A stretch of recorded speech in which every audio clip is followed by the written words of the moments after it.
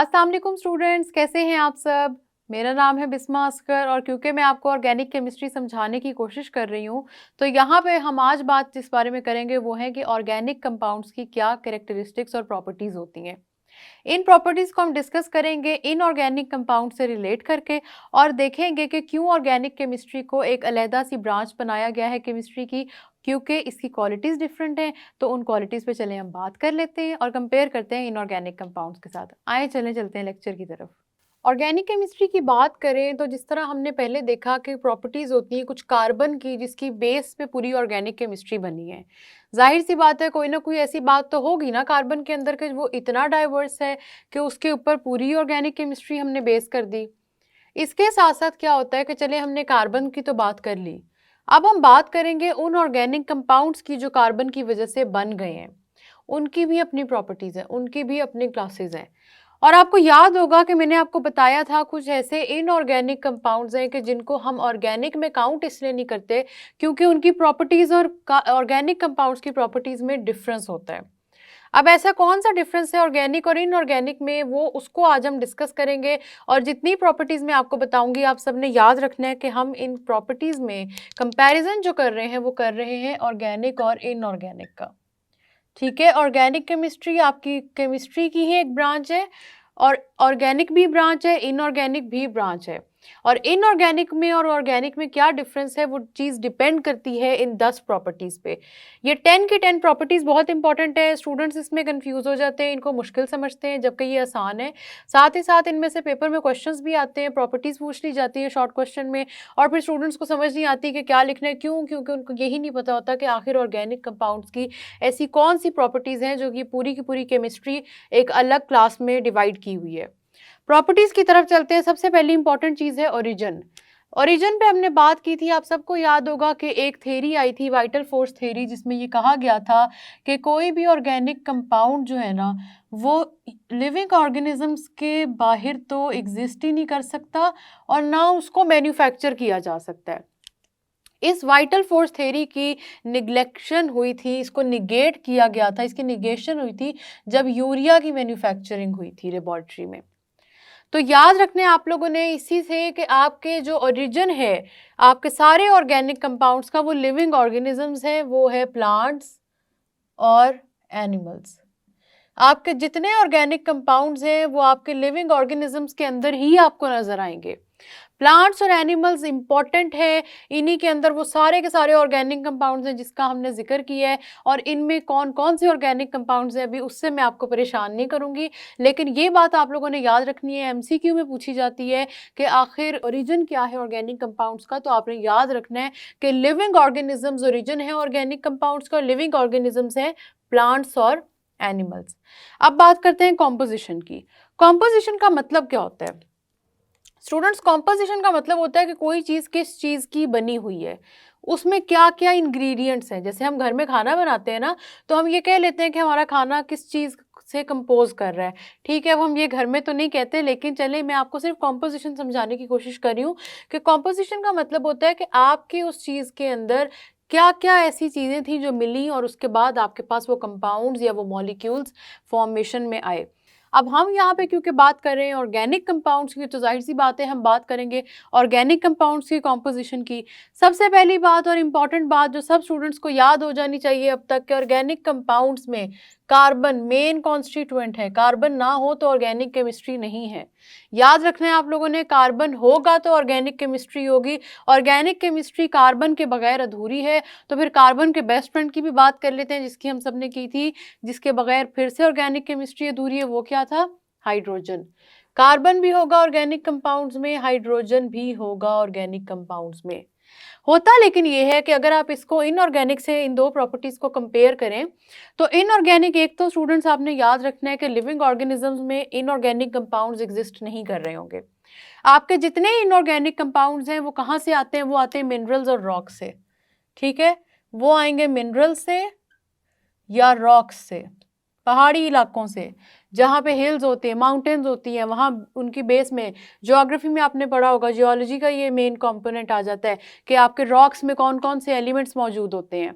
तो आप सबने याद रखना है कि आपके ऑर्गेनिक कंपाउंड्स का ओरिजिन है प्लांट्स और एनिमल्स, इनऑर्गेनिक का ओरिजिन है मिनरल्स और रॉक्स। और क्या मिनरल्स और रॉक हमारे पास लिविंग ऑर्गेनिजम्स हैं? बिल्कुल नहीं है। तो ये पहला डिफरेंस था, आपको समझ में आ गया। दूसरा डिफरेंस है हमारे पास कॉम्पोजिशन का, कार्बन और हाइड्रोजन इंपॉर्टेंट कॉन्स्टिट्यूएंट्स हैं, इसके अलावा ऑक्सीजन और सल्फर भी हो सकते हैं। लेकिन आपने बात याद रख लेनी है कि आपके ऑर्गेनिक केमिस्ट्री कंप्लीटली कार्बन पे डिपेंड कर रही है, और कार्बन पे डिपेंड करते हुए सारे के सारे कंपाउंड्स बन रहे हैं, where as your inorganic chemistry is depending upon the whole periodic table. Periodic table में जितने भी एलिमेंट्स हैं ना, 118 एलिमेंट्स हैं जिनकी हमने बात की थी। 118 एलिमेंट्स में हर किसी एलिमेंट का कोई ना कोई कंपाउंड है, और वो सारे के सारे इनऑर्गेनिक केमिस्ट्री में कवर हो जाते हैं। लेकिन वो 118 एलिमेंट्स ऑर्गेनिक में कवर नहीं होते। ऑर्गेनिक केमिस्ट्री का जो मेन कॉन्स्टिट्यूएंट है वो है ही कार्बन। कार्बन एक ही एलिमेंट है पूरे पीरियोडिक टेबल का, तो एक एलिमेंट को हम 2-3 तो कह नहीं सकते हैं, ठीक है। 118 एलिमेंट्स की जब बात करेंगे, उनसे जो कंपाउंड्स बनेंगे वो होंगे आपके इनऑर्गेनिक कंपाउंड्स। और जब आप कार्बन की बात करेंगे तो स्पेसिफिकली आप लोगों ने याद रखना है कि कार्बन जो है ये पूरी की पूरी ऑर्गेनिक केमिस्ट्री बना रहा है, पूरे के पूरे ऑर्गेनिक कंपाउंड्स बना रहा है। ये दो समझ में आ गई बातें आपको। तीसरी प्रॉपर्टी की तरफ चलते हैं, कोवेलेंट लिंकेज। कोवेलेंट लिंकेज का मतलब क्या होता है? कोवेलेंट बॉन्ड्स बनेंगे। अब कोवेलेंट बॉन्ड्स बनते किस तरह से? कोवेलेंट बॉन्ड्स बनते हैं जब शेयरिंग ऑफ इलेक्ट्रॉन्स होती है, सबको याद है। शेयरिंग ऑफ इलेक्ट्रॉन्स की वजह से बनते हैं कोवेलेंट बॉन्ड्स। अब यहाँ पे ये इंपॉर्टेंट क्यों है? वो इंपॉर्टेंट इसलिए है क्योंकि जितने भी ऑर्गेनिक कंपाउंड्स हैं, जितने भी, सबके अंदर कोवेलेंट बॉन्डिंग होगी। ये बात आप लोगों ने याद रखनी है। यही मेजर फर्क आ जाता है आपके ऑर्गेनिक और इनऑर्गेनिक में, कि बॉन्डिंग का डिफरेंस है। आपके इनऑर्गेनिक में बॉन्ड्स आयोनिक भी हो सकते हैं। मैं ये नहीं कह रही कि इनऑर्गेनिक में कोवेलेंट बॉन्ड्स नहीं हो सकते, बिल्कुल हो सकते हैं, लेकिन आपके मेजॉरिटी कंपाउंड्स हैं आयोनिक भी होगा, कोवेलेंट भी होगा। जबकि ऑर्गेनिक कंपाउंड्स की बात करेंगे, सिर्फ और सिर्फ कोवेलेंट बॉन्ड की बात करेंगे, आप इनऑर्गेनिक की बात नहीं करेंगे। ये बात आप सबने याद रखनी है कि आपके जो ऑर्गेनिक कंपाउंड्स हैं उनके अंदर जो बॉन्ड्स हैं वो हैं कोवेलेंट, और कोवेलेंट कब बनता है? जब शेयरिंग ऑफ इलेक्ट्रॉन्स होती है, ठीक है। इनऑर्गेनिक में आयोनिक बॉन्ड्स भी हो सकते हैं, कोवेलेंट बॉन्ड्स भी हो सकते हैं, हर तरह के बॉन्ड्स हो सकते हैं, लेकिन वो सारे जब हम उनकी बात करेंगे तो ऑर्गेनिक केमिस्ट्री की बात हम नहीं करेंगे। यहाँ तक समझ में आया? अब सॉल्युबिलिटी की बात करते हैं। सॉल्युबिलिटी में एक बहुत इंपॉर्टेंट फैक्टर आता है जिसको हम कहते हैं पोलैरिटी, पोलर और नॉन पोलर। पोलर और नॉन पोलर। पोलर और नॉन पोलर का क्या मतलब है? इसमें मैं आपको ज़्यादा नहीं कंफ्यूज करूंगी, मैं आपको इजीली और सिंपल वर्ड्स में बताती हूँ कि पोलर और नॉन पोलर का मतलब क्या होता है। कोई भी चीज़ जो पोलर होगी इसका मतलब है उसके अंदर चार्जेस मौजूद हैं, उसके अंदर पॉजिटिव चार्ज भी होगा और उसके अंदर नेगेटिव चार्ज भी होगा, ठीक है। और जो भी चीज़ नॉन पोलर है उसका मतलब है कि चार्जेस अवेलेबल नहीं है, नो चार्जेस आर अवेलेबल, ठीक है। No charges are available in non polar substances. Polar में अब आपके पास चार्जेस हैं, पॉजिटिव है, नेगेटिव है, और चार्जेस पोलर के साथ साथ कहाँ होते हैं? चार्जेस होते हैं आयोनिक कंपाउंड्स में। आयोनिक कंपाउंड्स में चार्जेस होते हैं, चार्जेस आपके पोलर में होते हैं, लेकिन कोवेलेंट कंपाउंड्स में चार्जेस नहीं होते। तो क्या होता है? चार्जेस के अलावा शेयरिंग ऑफ इलेक्ट्रॉन्स होती है। कोवेलेंट में क्योंकि इलेक्ट्रॉन्स शेयर हो रहे होते हैं, इस वजह से आपके पॉजिटिव और नेगेटिव चार्जेस की बात हम नहीं करते जब हम कोवेलेंट बॉन्ड्स की बात करते हैं। तो यहाँ पे जब हम सॉल्युबिलिटी की बात याद करते हैं तो एक रूल आपने याद रख लेना है कि लाइक डिसॉल्व्स लाइक। ये बहुत इंपॉर्टेंट चीज़ है। जब भी आप किसी भी चीज़ की सॉल्युबिलिटी की बात करेंगे ना, तो ये रूल हमेशा केमिस्ट्री में अप्लाई होगा। सारे केमिस्ट मेरी बात गौर से सुनो, लाइक डिसॉल्व्स लाइक, मतलब ये कि पोलर सब्सटेंसेस पोलर में डिसॉल्व हो सकते हैं, नॉन पोलर में डिसॉल्व नहीं हो सकते। ऑर्गेनिक कंपाउंड्स आपके पास सारे के सारे नॉन पोलर हैं, मतलब उनमें चार्जेस एग्जिस्ट नहीं करते। अब मैं आपको बताती हूँ कि पोलर की फेमस एग्जाम्पल क्या है। पोलर की फेमस एग्जाम्पल है स्टूडेंट्स वाटर। वाटर है पोलर सब्सटेंस की फेमस एग्जांपल। क्यों? क्योंकि वाटर बेशक वीक इलेक्ट्रोलाइट है, लेकिन इसमें चार्जेस एग्जिस्ट करते हैं। इसका मतलब है कि आप अपने ऑर्गेनिक कंपाउंड्स को वाटर के अंदर डिसॉल्व नहीं कर सकते, क्योंकि जो रूल है आपके पास लाइक डिसॉल्व लाइक, वो इस पे अप्लाई नहीं होता, ठीक है। आपके पास जितने भी ऑर्गेनिक कंपाउंड्स होंगे वो वाटर में डिसॉल्व नहीं होंगे। तो फिर इसका मतलब है हमें कोई और सॉल्वेंट चाहिए जिसमें ये सारी चीज़ें डिज़ोल्व होंगी। अब उस सॉल्वेंट की अगर हम बात कर लेते हैं तो सॉल्वेंट अब हमारे पास कौन कौन से हैं? एल्कोहल इंपॉर्टेंट है, याद रखना है आप सबने। एल्कोहल एक ऑर्गेनिक कंपाउंड है, ये इनऑर्गेनिक कंपाउंड नहीं है और साथ ही साथ ये ऑर्गेनिक सॉल्वेंट है। सॉल्वेंट क्या होती है? कोई भी चीज़ जो अपने अंदर मिक्स कर सकती है, जो कि एक वाटर है ना, जिस तरह सॉल्वेंट है, ठीक है, लिक्विड फॉर्म में। तो सॉल्वेंट कोई भी चीज़ जो लिक्विड फॉर्म में होगी और अपने अंदर कुछ भी डिजोल्व कर लेगी, ये लिक्विड फॉर्म में होते हैं और ये डिजोल्व कर लेते हैं बड़े आराम से, ठीक है। एल्कोहल आपके पास सॉल्वेंट है और ये नॉन पोलर सॉल्वेंट है, जिसका मतलब है कि ये ऑर्गेनिक सॉल्वेंट है, ठीक है। ईथर आपके पास ऑर्गेनिक कंपाउंड है, ये भी सॉल्वेंट है। बेंजीन, हमने बेंजीन रिंग्स की बात की थी जब क्लासिफिकेशन की बात की थी। बेंजीन भी आपके पास सॉल्वेंट के तौर पे एक्ट करता है, नॉन पोलर है, कोवलेंट है ये भी, और ये भी ऑर्गेनिक कंपाउंड्स को डिसॉल्व कर लेगा। और last and important carbon disulphide, जिसको मैंने 2 कलर से अंडरलाइन कर दी है, ताकि क्योंकि बच्चों को क्या होता है, स्टूडेंट्स ये 3 तो याद रह जाते हैं, स्टूडेंट्स को ना कार्बन डाइसल्फाइड याद नहीं रहता। याद रखना है कार्बन डाइसल्फाइड भी आपके पास सॉल्वेंट है ये भी organic solvent. Water organic solvent नहीं है, वाटर क्योंकि आपका पोलर होता है, इसके अंदर चार्जेस मौजूद होते हैं, इस वजह से जब हम वाटर की बात करते हैं तो हम कहते हैं कि जितने ऑर्गेनिक कंपाउंड्स हैं वो वाटर में डिजोल्व नहीं हो सकते। एल्कोहल, ईथर, बेंजीन और कार्बन डाइसल्फाइड में वो डिजोल्व हो जाएंगे। ये बात समझ में आ रही है आप सबको? ठीक है, यहाँ तक आपको समझ में आई कि पोलर और नॉन पोलर में क्या डिफरेंस होता है। इसी पे हम अगली बात पे चलते हैं, जो है इलेक्ट्रिकल कंडक्टिविटी। इलेक्ट्रिकल कंडक्टिविटी का मतलब क्या होता है? इलेक्ट्रिसिटी कंडक्ट करना। सिंपल सा, एसिड्स और बेसिस में जब हमने पढ़ा था इलेक्ट्रिसिटी कंडक्ट करने को हमने कहा था इलेक्ट्रिकल कंडक्टिविटी। अब इलेक्ट्रिकल कंडक्टिविटी का ज़रूरी क्या है कि इलेक्ट्रिसिटी स्टूडेंट्स आपने याद रखनी है। इलेक्ट्रोकेमिस्ट्री जिसको याद है उसको याद होगा कि इलेक्ट्रोकेमिस्ट्री में हमने पढ़ा था जब तक आपके पास चार्जेस नहीं होंगे तो इलेक्ट्रिसिटी कंडक्ट नहीं होगी। तो इलेक्ट्रिकल कंडक्टिविटी के लिए क्या चीज़ इंपॉर्टेंट हो गई? चार्जेस। अब बातें इंटरलेक्ट करने का टाइम आ गया है। चार्जेस इंपॉर्टेंट है हमारे पास इलेक्ट्रिकल कंडक्टिविटी के लिए, लेकिन चार्जेस होते हैं आपके आयोनिक कंपाउंड्स में, लेकिन आपके ऑर्गेनिक कंपाउंड्स तो आयनिक होते ही नहीं है, तो वो कैसे करेंगे इलेक्ट्रिसिटी कंडक्ट? क्योंकि आपके ऑर्गेनिक कंपाउंड्स पोलर नहीं होते, उनमें चार्जेस नहीं होते, वो आयोनिक इन नेचर नहीं होते। इसी वजह से क्या होता है कि आपके ऑर्गेनिक कंपाउंड्स इलेक्ट्रिसिटी कंडक्ट नहीं कर सकते। ये बात आप सबने याद रखनी है। आपके जितने ऑर्गेनिक कंपाउंड्स हैं वो इलेक्ट्रिसिटी कंडक्ट करने की अपने अंदर कैपेबिलिटी नहीं रखते, जबकि अगर हम उसी बरक्स बात करें इनऑर्गेनिक कंपाउंड्स की तो ये कर सकते हैं इलेक्ट्रिसिटी कंडक्ट। क्यों? क्योंकि इनके अंदर आयोनिक चार्जेस मौजूद हैं। जहाँ पे भी आयोनिक कंपाउंड्स होंगे वहाँ पे आयोनिक चार्जेस होंगे, और आयोनिक चार्जेस जो होते हैं क्योंकि ये इलेक्ट्रिसिटी कंडक्ट कर सकते हैं, इसी वजह से हम कहते हैं कि हमारे पास इनऑर्गेनिक कंपाउंड्स इलेक्ट्रिसिटी कंडक्ट कर सकते हैं। थोड़ा सा रिवाइज करें, अगर हम इसी कॉन्सेप्ट को इलेक्ट्रोकेमिस्ट्री में हम सब ने इस बात को पढ़ा था, बहुत अच्छे से पढ़ा था, तो मैं आपको अभी यहाँ पे दिखा देती हूँ। ये आपके पास सोल्यूशन है, कोई भी सोल्यूशन आप ले लें। अभी हमें ये नहीं पता कि ये सोल्यूशन कौन सा है, ठीक है। इसमें हमने इलेक्ट्रोड्स अटैच कर दिए हैं, कैथोड और एनोड अटैच कर दिए इसके अंदर हमने, और कैथोड और एनोड अटैच करने की वजह से अब हम कह रहे हैं कि इसके ऊपर चार्जेस का फ्लो हो। आपको पता है कि आपके सोल्यूशन के अंदर पॉजिटिव और नेगेटिव चार्जेस बनते हैं, तो वो चार्जेस फ्लो करते हैं कैथोड और एनोड पे, और तब जाके आपकी इलेक्ट्रिसिटी कंडक्ट होती है, ठीक है। अब आपका कैथोड और एनोड, ये आपका कैथोड, ये आपका एनोड, अब इसके ऊपर जब चार्जेस ही नहीं जा रहे तो ये इलेक्ट्रिसिटी कैसे कंडक्ट करेंगे? तो जो भी सब्सटेंस आपके इस सोल्यूशन के अंदर आयोनिक होगा ना, वो क्योंकि चार्जेस में कन्वर्ट हो जाएगा, इस वजह से वो इलेक्ट्रिसिटी कंडक्ट कर लेगा।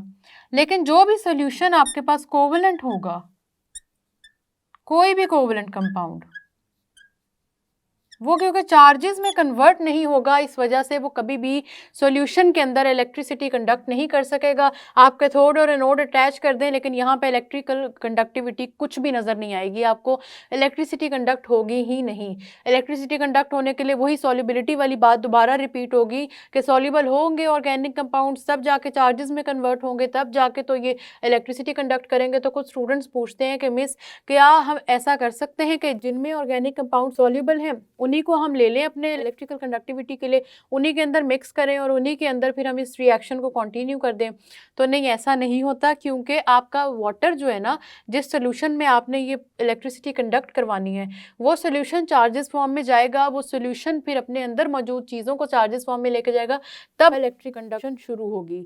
लेकिन क्योंकि आपके ये जो सॉल्वेंट्स है, अल्कोहल, ईथर, बेंजीन और कार्बन डाइसल्फाइड, ये भी ऑर्गेनिक है, ना ये चार्जेस में कन्वर्ट होते हैं, ना ये ऑर्गेनिक कंपाउंड्स को चार्जेस में कन्वर्ट होने देते हैं। इसी वजह से इलेक्ट्रिकल कंडक्टिविटी हो ही नहीं पाती ऑर्गेनिक कंपाउंड्स की, इनऑर्गेनिक कंपाउंड्स की हो जाएगी। ये बात आप लोगों ने याद रखनी है, ठीक है। यहाँ तक हमने 5 प्रॉपर्टीज़ को डिस्कस किया है। उम्मीद है आप लोगों को समझ आ गई होगी इन 5 प्रॉपर्टीज़ की। अब हम आगे चलते हैं और देखते हैं मेल्टिंग एंड बॉइलिंग पॉइंट। ये बहुत इंपॉर्टेंट चीज़ है। मेल्टिंग एंड बॉइलिंग पॉइंट जो होते हैं ऑर्गेनिक कंपाउंड्स के लो होते हैं, बस इतनी सी बात आप लोगों ने याद रखनी है, लो होते हैं, और इनऑर्गेनिक कंपाउंड्स के हाई होते हैं। अब लो और हाई का तो देखें ना, कंपैरिजन पे ही बात पता चलती है ना। आप लो कह रहे हैं तो किस बेस पे लो कह रहे हैं, अगर आप हाई कह रहे हैं तो किस बेस पे हाई कह रहे हैं, किसी चीज़ से कंपेयर करके कह रहे हैं ना। आपके मेल्टिंग और बॉइलिंग पॉइंट्स जो ऑर्गेनिक कंपाउंड्स के होते हैं वो लो होते हैं, वो ज़्यादा नहीं होते बनिस्बत किसके, इनऑर्गेनिक कंपाउंड्स के। इनऑर्गेनिक कंपाउंड्स के मेल्टिंग पॉइंट्स भी ज़्यादा होंगे, इनके बॉइलिंग पॉइंट्स भी ज़्यादा होंगे। इसी वजह से आपके ऑर्गेनिक कंपाउंड्स वॉलेटाइल होते हैं। वॉलेटाइल का इजी मतलब समझ लें कि कोई भी चीज़ जो इजीली एवेपोरेट कर जाए, कोई भी चीज़ इजीली एवेपोरेट किस तरह करेगी, एक फॉर्म से दूसरी फॉर्म में कैसे इजीली चेंज हो जाएगी, जब उसके अंदर आसानी होगी कि आप उसको आसानी से एक फॉर्म से दूसरी फॉर्म में चेंज करते हैं। जबकि इनऑर्गेनिक कंपाउंड्स में ऐसा केस नहीं है। एग्जाम्पल से मैं आपको समझाती हूँ। वाटर की एग्जाम्पल लें। वाटर की बॉइलिंग के लिए जो आपको टेम्परेचर चाहिए वो 100 डिग्री सेल्सियस का टेम्परेचर है। 100 डिग्री सेल्सियस पे आपका जाएगा वाटर, फिर जाके बॉईल होना शुरू होगा। अगर 100 डिग्री सेल्सियस पे टेम्परेचर नहीं गया, आपका वाटर तब तक बॉईल नहीं होगा। इसका मतलब वाटर बहुत ज़्यादा वॉलेटाइल तो ना हुआ ना। उसी की निस्बत जब मेल्टिंग और बॉइलिंग पॉइंट हम ऑर्गेनिक कंपाउंड्स के देखते हैं ना, तो ये वॉलेटाइल हैं। वॉलेटाइल का मतलब है कि ये एक फॉर्म से दूसरी फॉर्म में बड़े आराम से चेंज हो सकते हैं, एवेपोरेट हो सकते हैं, सब कुछ हो सकता है इनमें बड़े आराम से। क्यों? क्योंकि उसकी रीज़न ही ये है कि इनके अंदर मेल्टिंग और बॉइलिंग पॉइंट कम है। थोड़े टेम्परेचर पे भी इनकी फॉर्म चेंज हो जाएगी। सीधा सा मतलब ये है, सिंपल वर्ड्स में मतलब ये है कि टेम्परेचर थोड़ा ही होगा। मेल्टिंग और बॉइलिंग पॉइंट का कैसे पता लगता है? टेम्परेचर से पता लगता है ना। तो इनका टेम्परेचर होगा थोड़ा, और इनके अंदर जो चीज़ है वो सॉल्युबिलिटी है, वेपोरेशन है, वो सारी की सारी होने लग जाएगी। एक फॉर्म से दूसरी फॉर्म में ये फौरी कन्वर्ट हो जाएंगे। तो ये जो बात है ना वॉलेटिलिटी की, ये याद रखनी है, पेपर में भी पूछी जा सकती है कि आर ऑर्गेनिक कंपाउंड्स वॉलेटाइल और not. You have to tell yes organic compounds are volatile. इसकी रीज़न पूछी जाएगी। इसकी रीज़न क्या है कि melting and boiling points are low of organic compounds, ठीक है। आर इनऑर्गेनिक कंपाउंड्स वॉलेटाइल और not? No, inorganic compounds are not easily volatile. Why? Because they have high melting and boiling points. ये बात बहुत important है, आप सबने याद रखनी है। स्टेबिलिटी की तरफ आते हैं। अब हमने बात की थी कि स्टेबल होते हैं ऑर्गेनिक कंपाउंड्स। स्टेबल तो होते हैं, चले कार्बन टू कार्बन बॉन्ड इतने अनस्टेबल नहीं है, इतने बुरे नहीं है, ये बात तो हमने चलें कर ली। यहाँ पे हम जो कंपैरिजन कर रहे हैं वो कर रहे हैं ऑर्गेनिक केमिस्ट्री का इनऑर्गेनिक के साथ, मतलब ऑर्गेनिक कंपाउंड्स का इनऑर्गेनिक कंपाउंड्स के साथ हम कंपैरिजन कर रहे हैं। तो स्टूडेंट्स मुझे आप ये बात बताएं कि स्टेबिलिटी में अगर मेल्टिंग पॉइंट और बॉइलिंग पॉइंट है कम, एक फेज से दूसरी फेज में कन्वर्जन है इजी, तो स्टेबिलिटी हाई होगी या स्टेबिलिटी लो होगी? स्टेबिलिटी हमेशा ऑर्गेनिक कंपाउंड्स की लो होती है, ठीक है। लेस स्टेबल होते हैं। लेस स्टेबल किससे होते हैं? इन इट सेल्फ नहीं होता। ये नहीं होता कि ऑर्गेनिक कंपाउंड्स बने और आपने इनको बड़े आराम से ख़त्म कर दिया, ऐसा नहीं होता। ये लेस स्टेबल होते हैं as compared to inorganic compounds. Inorganic compounds ज़्यादा स्टेबल होते हैं, these are more stable. Inorganic compounds का हमेशा याद रखना है, दीज आर मोर स्टेबल। लेकिन organic compounds are less stable as compare to the inorganic compounds. The reason being कि ये वॉलेटाइल होते हैं, इनका मेल्टिंग और बॉइलिंग पॉइंट कम होता है, ईजिली एक फॉर्म से दूसरी फॉर्म में कन्वर्ट हो जाते हैं, इसीलिए ये उतने स्टेबल नहीं होते। स्टेबिलिटी का मतलब है कि अगर आपके पास कोई चीज़ सॉलिड फॉर्म में पड़ी है तो वो सॉलिड में ही रहे, वो चेंज होकर फौरी लिक्विड में ना जाए। अगर वो लिक्विड में है तो वो काफ़ी देर तक लिक्विड में रहे, जब तक कि आप उसको बहुत हाई टेम्परेचर देके गैस में कन्वर्ट करने की कोशिश ना करें। अगर आपने बहुत हाई टेम्परेचर नहीं दिया, आपने उसके अंदर टेम्परेचर का चेंज हल्का सा माइन्यूट सा लाए हैं और फिर भी उसकी फॉर्म चेंज होगी, तो इसका मतलब वो ज़्यादा स्टेबल तो ना हुए ना। अब इसका मतलब ये नहीं है कि ऑर्गेनिक कंपाउंड्स ओवरऑल, इस पॉइंट पे स्टूडेंट्स अक्सर कंफ्यूज होते हैं। स्टूडेंट्स को लगता है कि इसका मतलब ये है कि ऑर्गेनिक कंपाउंड्स ओवरऑल इनस्टेबल हैं और ये इतने ज़्यादा स्टेबल कंपाउंड्स नहीं होते। ऐसी बात नहीं है। ऑर्गेनिक कंपाउंड्स की सिर्फ बात करें तो वो हैं स्टेबल, तभी तो पूरी ऑर्गेनिक केमिस्ट्री की हम बात कर रहे होते हैं। लेकिन इन ऑर्गेनिक कंपाउंड्स के मुकाबले इनकी स्टेबिलिटी कम है। स्टेबिलिटी कम होने की वजह से स्टूडेंट्स आपने याद रखना है कि इनकी फॉर्म है वो चेंज हो जाती है, ये वॉलेटाइल हैं, मेल्टिंग और बॉइलिंग पॉइंट्स इनके बहुत लो हैं, इस वजह से ये स्टेबल कम है। इनकी फॉर्म्स आप फेजेस चेंज कर सकते हैं, इनऑर्गेनिक के आप फेजेस आसानी से चेंज नहीं कर सकते। वाटर की ही एग्जांपल लेते हैं, वाटर 100 डिग्री सेल्सियस पे बॉईल होते हैं। 100 डिग्री का मतलब बहुत हाई टेम्परेचर होता है। जब तक आप 100 पे पहुंचेंगे तब जाके वाटर की फॉर्म चेंज होगी। बॉइलिंग कब होती है? जब 100 डिग्री पे पहुंचते हैं। 100 डिग्री पे पहुंचेगा तो बॉइलिंग होगी ना, लेकिन यहाँ पे तो थोड़ा सा डिफरेंस आएगा तो इनके चेंज आने शुरू हो जाते हैं। इस वजह से इनकी स्टेबिलिटी होती है कम। आगे चलें, कंबस्टिबिलिटी। कंबस्टिबिलिटी का मतलब अगर मैं आसान वर्ड्स में आपको बताऊं तो इसका मतलब होता है बर्निंग। किसी चीज़ की बर्निंग होना, किसी चीज़ का जलना, किसी चीज़ का बर्न हो जाना, बस, ठीक है। कंबस्टिबिलिटी का मतलब होता है बर्निंग। ऑर्गेनिक कंपाउंड्स की बर्निंग बहुत आसान है। सारे के सारे कार्बन कंटेनिंग जो ऑर्गेनिक कंपाउंड्स हैं उनकी बर्निंग बहुत ईजी है। किस तरह से होती है कि आपने फ्यूल लिया, फ्यूल समझे यहाँ पे कोई भी ऑर्गेनिक कंपाउंड है, ठीक है। बर्निंग के लिए आप सबको याद है ऑक्सीजन की प्रेजेंस होना बहुत ज़रूरी है। फ्यूल की बर्निंग के लिए आपने उसमें ऐड किया ऑक्सीजन, जो रिजल्टेंट आपके पास चीज बनेगी वो है कार्बन डाइऑक्साइड और वाटर। तो आपके जितने ऑर्गेनिक कंपाउंड्स हैं वो इस फॉर्मूला की बेस पे बहुत ही आराम से बर्न हो जाते हैं, कंबस्टिबल होते हैं, उनकी बर्निंग बहुत इजी होती है। ये जो कंबस्टिबिलिटी का रिएक्शन है ये हम पढ़ेंगे ना जब ऑर्गेनिक कंपाउंड्स में एल्केन्स को देखेंगे, एल्कीन्स और एल्काइंस को, तो ये वाला रिएक्शन बहुत इंपॉर्टेंट है, इसका हम जिक्र बार बार करेंगे। तो ऑर्गेनिक कंपाउंड्स को बर्न करने का मतलब है ऑक्सीजन ऐड कर दी। ऑक्सीजन ऐड की मतलब ये नहीं किया कि आपने कंटेनर में ऑर्गेनिक कंपाउंड लिया, साथ ऑक्सीजन ली और बर्निंग का प्रोसेस शुरू हो जाएगा। बाकायदा तौर पे आपने जितनी कंडीशंस चाहिए होती हैं जलाने के लिए और बर्निंग के लिए, वो सारी की सारी कंडीशंस आपने कर देनी है ऐड, और उन कंडीशंस के ऐड करने के बाद आपके पास जो बर्निंग का प्रोसेस शुरू हो जाएगा। इस प्रोसेस को ये भी कहते हैं कंबशन। इस प्रोसेस का दूसरा नाम है कंबशन। ये बात आप सबने याद रखनी है। कंबशन कंबस्टिबिलिटी को ही कहते हैं। कंबशन का मतलब होता है किसी चीज़ का जलना। अगर किसी चीज़ की कंबस्टिबिलिटी हाई होती है तो इसका मतलब है उसमें बर्निंग का जो अमल है वो ज़्यादा हो सकता है।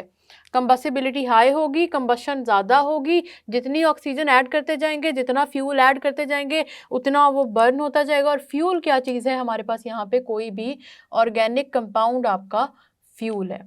तो याद रखना है कंबस्टिबल, बहुत इजीली कंबस्टिबल होते हैं सारे के सारे ऑर्गेनिक कंपाउंड्स या सारे के सारे कार्बन कंटेनिंग कंपाउंड्स जिनको हम ऑर्गेनिक केमिस्ट्री में काउंट करते हैं। फिर आ जाता है आइसोमेरिज्म। अब आइसोमेरिज्म के बारे में तो हमने पढ़ लिया और हमें ये भी पता है कि आपके पास ब्यूटेन और जो पेंटेन है इसके हमने पढ़े थे आइसोमर्स। तो कितने होते हैं? ब्यूटेन के हमारे पास 2 आइसोमर्स होते हैं और हमारे पास पेंटेन के आइसोमर्स होते हैं 3, ठीक है। पेंटेन के आइसोमर्स हैं 3। अब ये जो आइसोमर्स हैं इनका नंबर बढ़ता जाता है जैसे जैसे कार्बन का नंबर बढ़ता है। कोई स्पेसिफिक रूल अभी आपको याद करने की ज़रूरत नहीं है कि कितने कार्बन एटम्स होंगे तो कितने आइसोमर्स होंगे। बस आपने ये याद रखना है कि 4 कार्बन ऑनवर्ड आपके नंबर ऑफ आइसोमर्स बढ़ते जाएंगे। और ये क्यों होता है? पेपर में अगर पूछा जाता है कि why does organic compounds contain the property of isomerism, why does they show the property of isomerism, तो आप लोगों ने याद रखना है कि इसके साथ जो रीज़न लिखनी है वो कैटिनेशन की रीज़न लिखनी है। कैटिनेशन का मतलब ही ये है कि आपके जितने ऑर्गेनिक कंपाउंड्स हैं वो बड़े आराम से यहाँ पे लंबे लंबे कंपाउंड्स बनाएंगे, लॉन्ग चेन कंपाउंड्स होंगे। वो लॉन्ग चेन कंपाउंड्स आपके आइसोमर्स बनाएंगे और आइसोमर्स बनाने के बाद भी ये नहीं होगा कि कितना लंबा, कुछ स्टूडेंट्स पूछते हैं कि मिस इतना लंबा कंपाउंड है तो ये तो मुश्किल हो जाएगा इसको बर्न करना। तो याद रखना है कि जितना मर्जी लंबा कंपाउंड हो, जितने मर्जी कार्बन एटम्स अटैच्ड हों और जितने मर्जी आइसोमर्स हों, एक बात याद रखनी है, ऑर्गेनिक कंपाउंड्स की बर्निंग ईजी है और ये आराम से हो जाती है ऑक्सीजन की प्रेजेंस में। तो आइसोमेरिज्म की प्रॉपर्टी याद रखनी है और ये प्रॉपर्टी दोबारा एक्सप्लेन मैं इसलिए कर रही थी कि जब पेपर में इसमें क्वेश्चन आता है कैटिनेशन की रीजन लिखना बहुत इंपॉर्टेंट है। यहाँ तक आपको बात समझ में आ गई। अब चलते हैं अगली चीज पे जो है rate of reaction. Rate of reaction क्या चीज होती है? रेट ऑफ रिएक्शन हम सबने केमिकल इक्विलिब्रियम में पढ़ा था कि रेट ऑफ रिएक्शन का मतलब होता है स्पीड ऑफ रिएक्शन। अब अगर हम ऑर्गेनिक कंपाउंड्स के रिएक्शन की स्पीड को डिस्कस करें तो इनकी स्पीड की जब हम बात करते हैं ना, तो स्टूडेंट्स आपने याद रखना है speed of reaction organic compounds की लो होती है, या ये कह लें इनकी स्पीड स्लो होती है, ठीक है। उसकी रीज़न क्या होती है? ऑर्गेनिक कंपाउंड्स की रिएक्शन की स्पीड हमेशा स्लो होती है। सबसे पहले तो याद रखना है कि ये कंपैरिजन की बेस पे बात करें, इनऑर्गेनिक के जो रिएक्शंस होते हैं वो फास्ट होते हैं। अब कंपैरिजन की बेस पे हमने क्योंकि बात करनी थी। अब आते हैं रीज़न की तरफ कि why organic compounds show very slow reactions. उसकी रीज़न ये है कि जितने इनके रिएक्शंस होते हैं वो होते हैं मॉलिक्यूलर, ठीक है। ये बात याद रखनी, इंपॉर्टेंट बातें, ये याद रखने वाली बातें, इनको अगर आप याद नहीं रखेंगे ना तो आपका जो पूरा क्वेश्चन है वो कंप्लीट नहीं होगा अगर आपसे पेपर में पूछा जाता है। क्योंकि पेपर में पूछा जाता है why are the reactions of organic compounds slow, इस वजह से आपने याद रखना है इनकी स्पीड स्लो है क्योंकि इनके अंदर मॉलिक्यूलर रिएक्शंस होते हैं। ये कंफ्यूजिंग चीज़ होती है, इस पे आके कंफ्यूज नहीं होना, मेरी बात गौर से सुननी है। जितने भी स्टूडेंट्स आपने याद रखना है कि आयोनिक कंपाउंड्स है ना, आयोनिक कंपाउंड्स में आपके पास आ जाते हैं चार्जेस। जहां पे भी पॉजिटिव और नेगेटिव चार्जेस इन्वॉल्व हो जाते हैं ना, तो आपको पता है चार्जेस तो बहुत ही ज़्यादा फास्ट चीज़ होती है। चार्जेस हैं, पॉजिटिव नेगेटिव आइंस हैं, वो बड़े तेज़ी से एक दूसरे के साथ कंबाइन करेंगे, बहुत फास्ट रिएक्शंस देंगे, ठीक है। तो चार्जेस की जिधर भी बात आएगी रिएक्शंस हमेशा बहुत फास्ट होते हैं, क्योंकि पॉजिटिव चार्जेस नेगेटिव चार्जेस की तरफ एक तो अट्रैक्ट भी बहुत फास्ट होंगे, और उन एक दूसरे से अगर लाइक चार्जेस है ना, पॉजिटिव पॉजिटिव एक दूसरे से रिपेल भी बहुत फास्ट होंगे। तो इतने फास्ट ये रिएक्शंस होते हैं आयोनिक रिएक्शंस कि फाइनली क्या होता है कि आपके पास प्रोडक्ट्स बहुत जल्दी बन जाते हैं। जबकि जो आपके यहाँ पे होते हैं ना कोवेलेंट रिएक्शंस, कोवेलेंट रिएक्शंस में आपके पास मॉलिक्यूलर फॉर्मेशन शुरू हो जाती है। आपके रिएक्शंस में अब चार्जेस इन्वॉल्व नहीं होते, मॉलिक्यूल्स इन्वॉल्व होते हैं। मॉलिक्यूल्स कैसे इन्वॉल्व होते हैं, वो क्या करते हैं? कोवेलेंट रिएक्शंस में जो मॉलिक्यूल्स इन्वॉल्व होते हैं वो करते हैं शेयरिंग ऑफ इलेक्ट्रॉन्स। कोवेलेंट का तो मतलब ही ये था, हमने पहले पढ़ा हुआ है, शेयरिंग ऑफ इलेक्ट्रॉन्स होती है, और शेयरिंग ऑफ इलेक्ट्रॉन्स की वजह से आपके पास जितने कोवेलेंट कंपाउंड्स हैं वो सारे के सारे स्लो रिएक्शंस देते हैं। तो ये इसका मतलब ये नहीं है कि ऑर्गेनिक कंपाउंड्स आपके स्लो रिएक्शन देते हैं, आपके कोवेलेंट कंपाउंड की नेचर है ये बात याद रखनी है। Rate of reaction organic compounds का पेपर में पूछा जाता है और फिर स्टूडेंट्स को रीजन याद नहीं रहती। आपके इनऑर्गेनिक में क्योंकि आयोनिक कंपाउंड्स भी प्रेजेंट होते हैं, आयोनिक में चार्जेस प्रेजेंट होते हैं, चार्जेस फास्ट रिएक्शन देते हैं, जबकि आपके जितने कोवेलेंट कंपाउंड्स हैं वो स्लो रिएक्शन देंगे। क्यों? क्योंकि उसमें शेयरिंग ऑफ इलेक्ट्रॉन्स आ गई है, और शेयरिंग ऑफ इलेक्ट्रॉन्स के रिएक्शन को मॉलिक्यूलर रिएक्शन कहते हैं। यहाँ पे चार्जेस की बात नहीं करते, हम आयोनिक रिएक्शन की बात करेंगे तो हम कहेंगे चार्जेस इन्वॉल्व हो रहे हैं, हम कोवेलेंट रिएक्शन की बात करेंगे तो हम कहेंगे कि मॉलिक्यूल्स इन्वॉल्व हो रहे हैं, और वो मॉलिक्यूल्स क्या कर रहे हैं, वो मॉलिक्यूल्स शेयरिंग ऑफ इलेक्ट्रॉन्स कर रहे हैं। वो शेयरिंग ऑफ इलेक्ट्रॉन्स होती है जिसकी वजह से आपका रिएक्शन का जो रेट है वो हमेशा होता है स्लो। अब रिएक्शन रेट स्लो है, और हमने ऑलरेडी बात की हुई है कि स्लो रिएक्शंस का कोई फ़ायदा नहीं होता, इन रिएक्शंस को फास्ट करना बहुत ही ज़्यादा इम्पॉर्टेंट है। तो फिर क्या किया जाए कि ये रिएक्शंस फास्ट हों? इन रिएक्शंस को फास्ट करने के लिए हमारे पास जो इंपॉर्टेंट चीज़ें यूज़ होती हैं, इधर मैं आपको रेट ऑफ रिएक्शन के साथ ही लिख देती हूँ। टेम्परेचर, आप सबको याद है टेम्परेचर क्या करता है? टेम्परेचर से क्या होता है कि टेम्परेचर इंक्रीज करने से आपके जितने मॉलिक्यूल्स हैं उनकी मूवमेंट बढ़ जाएगी, वो ज़्यादा से ज़्यादा मॉलिक्यूल्स एक दूसरे के साथ कोलाइड करेंगे, और ज़्यादा कोलिजन की वजह से आपका रेट ऑफ रिएक्शन इंक्रीज हो जाएगा। कोलिजन का मतलब होता है एक दूसरे के साथ टकराना, एक दूसरे के साथ कांटेक्ट में आना, और उस कांटेक्ट की वजह से क्योंकि बहुत फास्ट कोलिजन होती है तो रिएक्शन रेट फास्ट होने लग जाता है, जितने रिएक्टेंट्स होते हैं वो ज़्यादा से ज़्यादा प्रोडक्ट्स में कन्वर्ट होने शुरू हो जाते हैं। तो सबसे पहले इंपॉर्टेंट चीज़ तो ये होगी कि आप rate of reaction covalent compounds का या ऑर्गेनिक कंपाउंड्स का फास्ट करने के लिए टेम्परेचर को इंक्रीज कर दें। दूसरी इंपॉर्टेंट चीज़ है प्रेशर। ये भी हमने बात की थी कि प्रेशर का क्या इफेक्ट होता है, आप सबको याद है प्रेशर का क्या इफेक्ट होता है। देखिए प्रेशर आपका जब भी कम करेंगे तो कम प्रेशर करने की वजह से आपके, क्योंकि मॉलिक्यूल्स के पास अब स्पेस कम है ना, गैस मॉलिक्यूल्स की बात कर रहे हैं हम यहाँ पे, गैस मॉलिक्यूल्स हैं आपके पास, ऑर्गेनिक कंपाउंड्स हैं, मॉलिक्यूलर रिएक्शन है, स्लो रिएक्शन है। प्रेशर कम कर दें, गैस को जगह ही बहुत थोड़ी दें जहाँ पे वो सारी की सारी आए।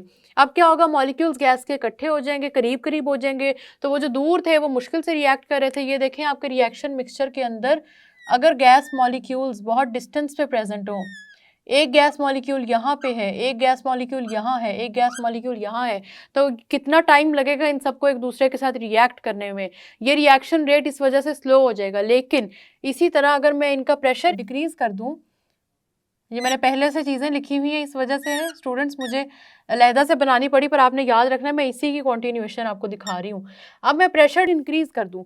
प्रेशर इंक्रीज किस तरह से करते हैं कि मैं ऊपर से कोई फोर्स डालूंगी ऐसी जिससे प्रेशर इंक्रीज होगा। तो जी यहाँ पे मैंने कोई ऐसा फोर्स ऊपर से लाई जिसको मैंने नीचे दबाया लिड को कि प्रेशर हो इंक्रीज। यही 3 गैस मॉलिक्यूल्स जो पहले इस तरह प्रेजेंट थे, अब ये देखें ये इकट्ठे आ गए। जितना मैं प्रेशर को इंक्रीज करती जाऊंगी ये गैस मॉलिक्यूल्स उतने एक दूसरे के करीब आते जाएंगे, और जितने ये एक दूसरे के करीब आएंगे उतना ज़्यादा एक दूसरे से टकराएंगे, और केमिकल रिएक्शंस आराम से हो जाते हैं। जब मॉलिक्यूल्स एक दूसरे से टकराते हैं, कोलाइड करते हैं, और कोलिजन की वजह से आपका केमिकल रिएक्शन हमेशा फास्ट होता है, उसका रेट ऑफ रिएक्शन बढ़ जाता है। टेम्परेचर इंक्रीज करने से रेट ऑफ रिएक्शन बढ़ जाएगा, प्रेशर इंक्रीज करने से रेट ऑफ रिएक्शन बढ़ जाएगा। और अगर आपके पास ऑर्गेनिक रिएक्शंस में इन दोनों चीज़ों की वजह से रिएक्शन नहीं बढ़ रहा, तो बहुत ही आसान सी एक और चीज़ है जो कर दें, और वो है कैटलिस्ट। हम सब ने पढ़ा हुआ है ऑलरेडी। कैटलिस्ट क्या होते हैं? कैटलिस्ट होते हैं ऐसे केमिकल सब्सटेंसेस जो किसी भी चीज़ में जब ऐड होते हैं तो रेट ऑफ रिएक्शन बढ़ा देते हैं। कैटलिस्ट क्या करते हैं कि कैटलिस्ट सिर्फ हेल्प आउट करते हैं।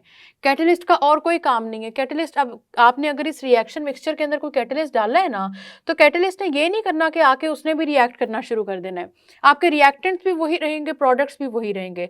फ़र्क सिर्फ कहाँ आ जाएगा कि अब आपके जो रिएक्टेंट्स हैं वो ज़्यादा जल्दी रिएक्ट करना शुरू हो जाएंगे। कैटलिस्ट की ये जो प्रॉपर्टी है ये बहुत इंपॉर्टेंट है। बायोलॉजिकल कैटलिस्ट जो हमारे ह्यूमन बींग्स के अंदर बॉडी के मौजूद होते हैं या लिविंग ऑर्गेनिजम्स के अंदर होते हैं, उसको कहते हैं एंजाइम्स। तो बॉडी में देखिए एंजाइम्स ऑलरेडी प्रेजेंट है, और हमने ये बात भी की कि ऑर्गेनिक कंपाउंड्स भी बॉडी में ऑलरेडी प्रेजेंट होते हैं। तो अब समझ आई कि बॉडी में एंजाइम्स क्यों होते हैं। बॉडी में एंजाइम्स इस वजह से होते हैं कि जो जितने एंजाइम्स हैं, जितने हमारी बॉडी के रिएक्शंस हैं, वो उसको स्पीड अप करते हैं। हमारी बॉडी देखें डेली बेसिस पे थाउजेंड्स ऑफ एक्टिविटीज़ कर रही है। अगर ये एंजाइम्स उन रिएक्शंस को स्पीड अप नहीं करेंगे तो कोई भी टाइम पे एनर्जी नहीं मिलेगी किसी भी ऐसे पार्ट को जिसको चाहिए, और जहाँ से जो चीज़ रिमूव होनी चाहिए वो भी नहीं होगी, और इस तरह से आपकी नॉर्मल हेल्थ नहीं रहेगी, और इसी वजह से कहते हैं कि लाइफ कंटिन्यू नहीं हो सकती। तो हेल्दी रहने के लिए आपके एंजाइम्स की प्रेजेंस ज़रूरी है ताकि बॉडी का कोई रिएक्शन ना रुके। बॉडी की एग्जाम्पल, ह्यूमन बॉडी की एग्जाम्पल मैं आपको इसलिए देती हूँ क्योंकि आपको ह्यूमन बॉडी से अपने आप से रिलेट करके ईजी होगा समझना। तो एंजाइम्स जिस तरह बॉडी, ह्यूमन बॉडी के अंदर प्रेजेंट होते हैं, इसी तरह जो केमिस्ट्री लैब में यूज़ किए जाते हैं उनको कहते हैं कैटलिस्ट। कैटलिस्ट का काम क्या होता है? ये रिएक्शन रेट बढ़ा देते हैं, लेकिन ये खुद रिएक्ट नहीं कर रहे होते। अगर ये रिएक्शन रेट के स्टार्ट में सॉलिड फॉर्म में थे तो आपको प्रोडक्ट्स बनने के बाद भी ये वैसे ही नजर आएंगे। कुछ होते हैं कैटलिस्ट जिनकी फॉर्म चेंज हो जाती है, लेकिन अभी हम उनको नहीं पढ़ेंगे। आपने सिर्फ इतना याद रखना है कि ये केमिकली अनचेंज्ड होते हैं। इनकी प्रॉपर्टी है कैटलिस्ट की, ये स्टूडेंट्स आपने भूलनी नहीं है। केमिकली अनचेंज्ड होते हैं ये at the end of the reaction. Chemically क्या होंगे? अनचेंज्ड। जो मर्जी हो जाए, आपके रिएक्शन के एंड पे आपका जो कैटलिस्ट है केमिकली अनचेंज्ड होगा। केमिकली अनचेंज का मतलब ये है कि अगर वो पहले सॉलिड फॉर्म में था तो हो सकता है रिएक्शन के एंड पे वो पाउडर फॉर्म में चला जाए या उसकी फॉर्म चेंज हो जाए, लेकिन उसकी जो केमिकल प्रॉपर्टीज़ हैं वो कभी भी चेंज नहीं होती। तो कैटलिस्ट की ये खूबी है कि वो रिएक्शन में पार्टिसिपेट नहीं करती, सिर्फ रिएक्शन की स्पीड बढ़ाती है। तो क्योंकि आपके ऑर्गेनिक कंपाउंड्स रिएक्शन स्लो देते हैं, मॉलिक्यूलर रिएक्शंस हैं जो स्लो रिएक्शंस हैं, तो आप इन तीनों में से कोई भी कंडीशन उसको दें अपने ऑर्गेनिक कंपाउंड्स के रिएक्शंस को और उनको बढ़ा दें। पेपर में जब भी आपके पास ऑर्गेनिक केमिस्ट्री के रिएक्शंस आते हैं ना, तो उन रिएक्शंस में कौन सी कंडीशंस यूज़ हुई हैं ये बहुत इंपॉर्टेंट है। जब हम ऑर्गेनिक केमिस्ट्री के रिएक्शंस पढ़ेंगे तो मैं आपको बताऊंगी भी कौन सी कंडीशंस कहाँ पे कैसे यूज़ हुई हैं। आप लोगों ने ये याद रखना है कि क्योंकि ये कंडीशंस इंपॉर्टेंट हैं, इसी वजह से हमने इसको प्रॉपर्टीज़ में भी पढ़ा, और जब हमने केमिकल रिएक्शंस लिखने हैं तो हमने लाजमी लिखना है कि कौन सा ऑर्गेनिक कंपाउंड का रिएक्शन था और वो किस कंडीशन पे परफॉर्म हुआ। 10 प्रॉपर्टीज थी आपके पास ऑर्गेनिक कंपाउंड्स की। इन 10 में से शॉर्ट क्वेश्चंस आते हैं, एमसीक्यूज आते हैं। ज़रूरी चीज़ें आपके पास सॉल्युबिलिटी, कि ऑर्गेनिक कंपाउंड्स किस चीज़ में सॉल्युबल होंगे। कोवेलेंट लिंकेज हम सबको ऑलरेडी पता है, कॉम्पोजिशन क्या है, इस पे एमसीक्यू आ जाता है आपके पास। साथ साथ इलेक्ट्रिकल कंडक्टिविटी पे आता है कि वो क्यों कंडक्ट नहीं करते। मेल्टिंग एंड बॉइलिंग पॉइंट से रिलेट करके क्वेश्चन आता है कि क्यों लो मेल्टिंग और बॉइलिंग पॉइंट होता है, उससे आपने स्टेबिलिटी को भी रिलेट करना है, ये बात आप सबने याद रखनी है। कंबस्टिबिलिटी की बात करें, हाईली कंबस्टिबल होते हैं, कंबशन आराम से हो जाती है। आइसोमेरिज्म बहुत इंपॉर्टेंट प्रॉपर्टी है, किस वजह से होती है, कैटिनेशन की वजह से। और रेट ऑफ रिएक्शन स्लो होता है क्योंकि मॉलिक्यूलर होता है, और आप टेम्परेचर, प्रेशर या कैटलिस्ट यूज करके इसको इंक्रीज भी कर सकते हैं। तो स्टूडेंट्स, आपको समझ आ गई कि क्या डिफरेंसेस हैं ऑर्गेनिक केमिस्ट्री में और इनऑर्गेनिक केमिस्ट्री में, ऑर्गेनिक कंपाउंड्स में और इनऑर्गेनिक कंपाउंड्स में। यही डिफरेंसेस हैं जिस वजह से कुछ कंपाउंड्स को क्लासिफाई करके ऑर्गेनिक कह दिया गया और बाकियों को इनऑर्गेनिक। ये बहुत इंपॉर्टेंट प्रॉपर्टीज़ हैं, ये सारी की सारी याद रखना बहुत ज़रूरी है। आप सबने इन सबको गो थ्रू करना है, दोबारा देखना है और याद करना है जब तक कि आपको याद हो ना जाए। बिल्कुल कन्फ्यूजिंग नहीं है, जब आप इनको कोरिलेट करके पढ़ेंगे तो आपको ये नहीं भूलेंगी। आप इनको करें याद। हम मिलेंगे नेक्स्ट लेक्चर में, तब तक के लिए अल्लाह हाफिज़।